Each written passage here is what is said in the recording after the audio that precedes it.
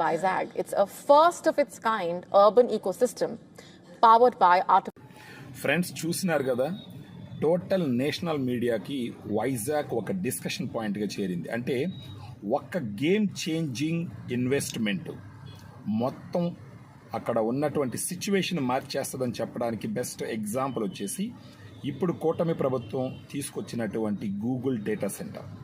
ఈ ఒక్క దానివల్ల టోటల్ నేషనల్ మీడియా ఆంధ్రప్రదేశ్ గురించి, కూటమి ప్రభుత్వం గురించి, నారా లోకేష్ గారి గురించి, బీజేపీ సపోర్ట్ గురించి మాట్లాడడం మొదలుపెట్టింది. నైబరింగ్ స్టేట్స్ అయితే వాళ్ళు అసూయపడడం మొదలుపెట్టినారు.